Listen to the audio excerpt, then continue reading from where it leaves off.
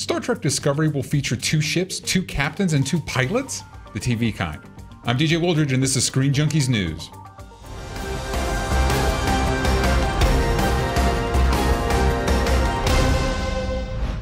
Entertainment Weekly discussed the upcoming Star Trek Discovery with showrunners Aaron Herberts and Gretchen J. Berg, who revealed some interesting details about the series. Discussing Sonequa Martin Green's character, First Officer Burnham, Herbert said, quote, "When we meet her, she's the first officer on the starship Shinzu. And Burnham's choice that we're alluding to is the most difficult choice you can make. It affects her, affects Starfleet, affects the Federation, it affects the entire universe. That choice leads her to a different ship, the Discovery, and there we begin what Gretchen and I call our second pilot." Second ship? Second pilot? Does Discovery start as one show and then turn into a completely different one? Here to unravel this intergalactic mystery with me is Dan Murrell. Hi, Dan. Oh boy, so much to unravel. Yeah. So a second pilot. Yeah. It sounds like we start off as one thing and then it becomes something else. Well, this kind of follows along with our things. We saw the initial trailer and we saw Michelle Yeoh, but then we also know there's this other captain that doesn't show up in the trailer. So it's like, what is this? And It could work one of 2 ways, I think. Either this is a show that's kind of a bait and switch of just like, hey, we're going to establish this world and then turn it on its head and establish this different world, which can be very effective in a storytelling method. Or it could be, hey, this thing was a mess and we don't know what we're doing and we're just kind of making it up as we go along. How long do you think we're going to be with Michelle Yeoh's captain? I don't know. That's a great question. It's very hard as a Trek fan. I'm trying to kind of parse all this stuff and figure it out, and I honestly don't know if they're being coy with this because they're wanting to reveal some kind of a storytelling trick, or if the kind of, because we've had showrunners leave and showrunners come back, and then it got pushed, and then we don't know when it's coming back. A number of episodes changed, and there's been kind of a chaotic process to follow. So I'm honestly not sure if they're being coy about the story because they want to surprise people, or if it's kind of just they don't really know how to sell it. Let's hope it's part of the plan. I hope it's part of the plan. I really do. When Berg was talking about First Officer Burnham, he said, the advantage to her not being in charge of the bridge right now is we get to tell stories from a very different point of view. It's a fresh feeling because we're not on the bridge all the time. We get access to more parts of the ship. How do you think our main character being a first officer will affect the show? Well, it definitely kind of changes the dynamic of the role of the first officer. Because again, traditionally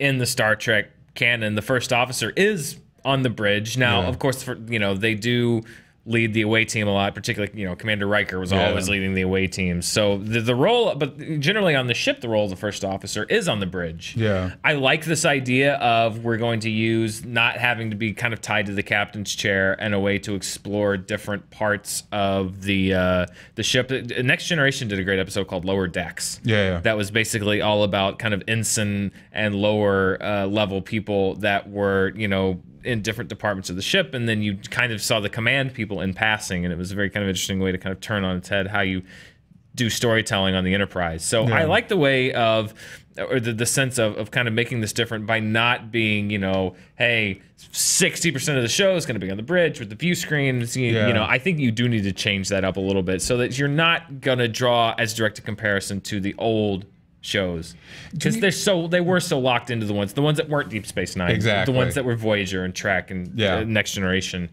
They were locked into that. It sounds like she'll have a similar role on both ships that she's on. How much do you think this other pilot they're talking about could switch? Is it just another ship, or is it? I mean, they make it sound like it's going to be a pretty big bifurcation in what the story is. Yeah. Well, I mean, we know that we have the ship Discovery. Yeah. And we have the title of the show. Yeah, it's the title of the show, and we have, as they're saying, the Starship Shinzu. Yeah. So obviously there are going to be 2 different ships, and I am intrigued by this idea of she has to make this choice, this decision, and what is this decision? And I suspect that might be why we're not really being led into the full thrust of what's going on, is that they want to preserve how they're going to set this show up. And if that's the way that they're doing it, then I applaud them for not kind of giving away what the premise and the setup of their show is going to be right off the bat, that they're going to say, like, hey, you have to watch. Absolutely. Plus, it's important, I think, for them as a show to have a very compelling pilot, because it's not like any other show where you're just asking people to tune in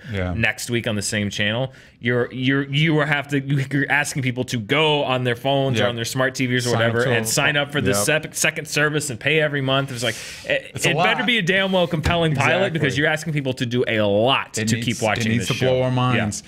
So, speaking of that, speaking of things that might hook people, there are some stuff that connects it to the classic shows.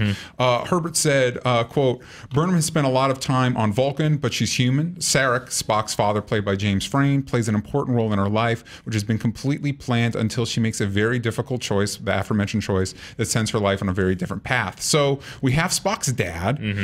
Is there potential that we could get other classic characters, maybe even Spock somehow?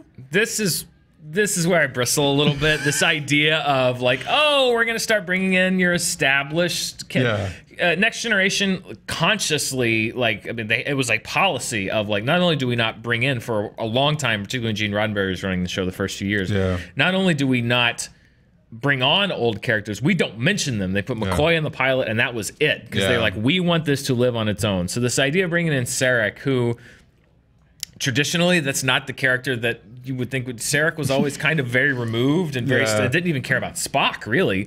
So for him to be kind of involved in the inner workings of a Starfleet officer, that's an interesting tack to take, but I'm not going to stay married to the narrative of how characters have been portrayed. I will say, though, like that's certainly an interesting choice to try to put Sarek in that role. I hope that they don't just kind of stunt it and bring in the returning cast member of the week. I hope that they do try to live on their own. But again, it's a big ask for this show. And the more they can do to bring in Trek fans, I can see that they're going to kind of pull out all the stops. So with this taking place, I believe it's 10 years before the original series, but we've already got a revamp of the original series in the movies. Is it confusing? Is the timeline confusing? Are they making things too complicated for fans? I think you are, if you are going to, again, with Sarek, now you're like, okay, well, it's in now you already have two Trek timelines. You have the Kelvin timeline and then the TV timeline, the Shatner timeline.